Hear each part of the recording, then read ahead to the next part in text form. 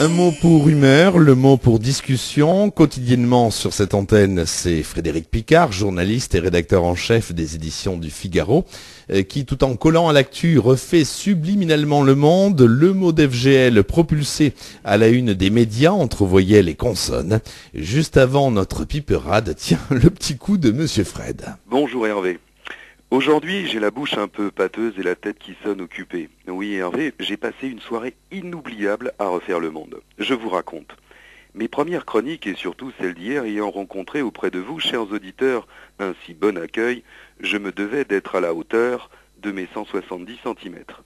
Quel mot pouvais-je rencontrer? Bien évidemment, avec les obsèques aujourd'hui de Claude Chabrol, la palette de mots possibles était bigarrée, tant ce peintre cruel de la bourgeoisie de province a si bien su nous faire rencontrer l'hypocrisie, la violence, l'adultère ou les crimes à tous les étages.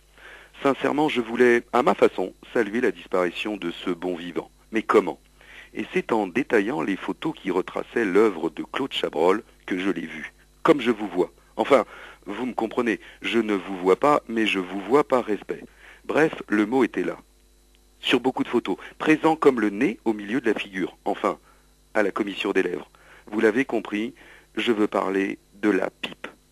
Là, chers auditeurs, Hervé devient tout pâle, s'enfonce dans son fauteuil et prend la tête entre ses mains. Il sait que plus rien ne peut m'arrêter. Bon, bref, après cette digression, je peux poursuivre. J'espérais bien faire un tabac avec la pipe. Et en plus, Chabrol se prénommait Claude. Bingo, c'était un signe. Ben oui, Claude est bien le saint patron des tailleurs de pipe.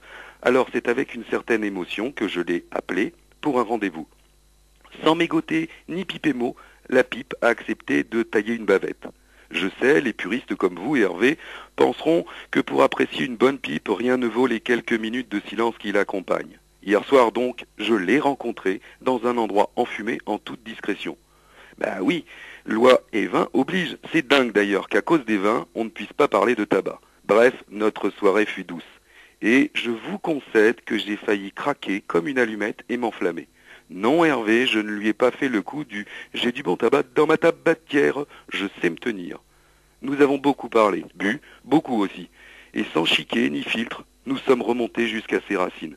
Bien entendu, c'est un peu avec du vague à l'âme qu'elle m'a parlé de celui qui fut à l'origine de la nouvelle vague du cinéma français.